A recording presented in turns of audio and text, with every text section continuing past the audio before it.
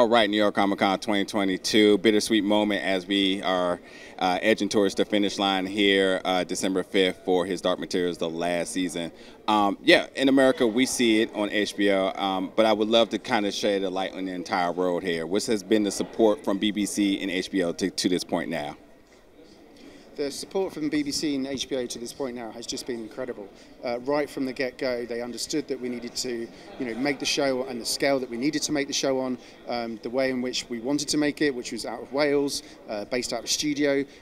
They supported us in decisions, the people that we hired, and also they kind of held the torch up, and kind of said, follow what it is that you think is best about these books. It's not going to be easy, but we will be there to support you and make it on a vast scale. I think one of the biggest co-productions in television history was made between these two companies. So it was a pleasure to be part of that and to have that kind of wind in your sails as well all the way through.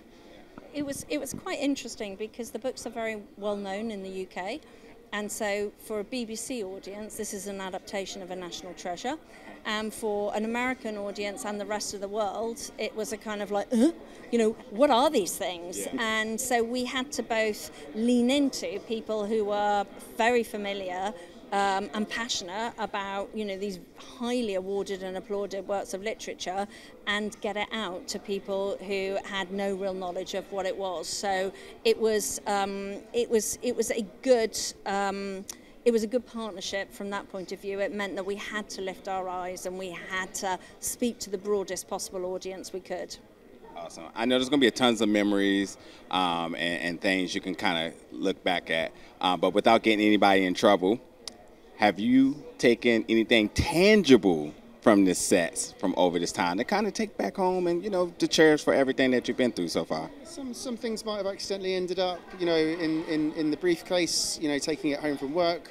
I do know Dafne and Amir would regularly take souvenirs as we'd hear him walking away from the soundstage.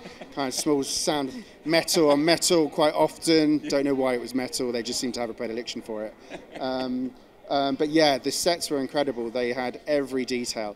It was impossible to track, actually. I'm sure lots of people were nicking stuff from over the years. I hope they were. I think there are people who've got whole houses decorated.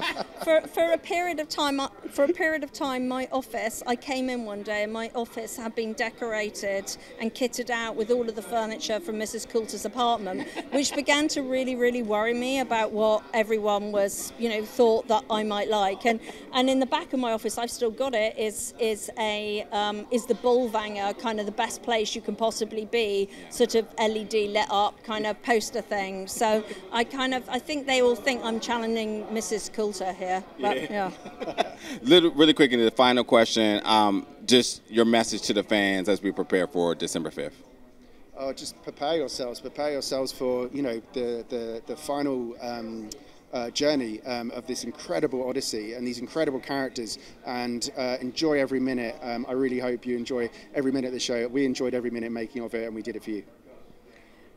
Watch it and be prepared to have all the questions that season 1 and season 2 threw up answered in season 3. And if you feel that there are questions that were being posed that haven't been answered, then tell us, and we'll get HBO and BBC, those big giants, to let us come back and do some more. I love to hear it. Well, thank you so much for your time today, and obviously thank you so much for your work on this show.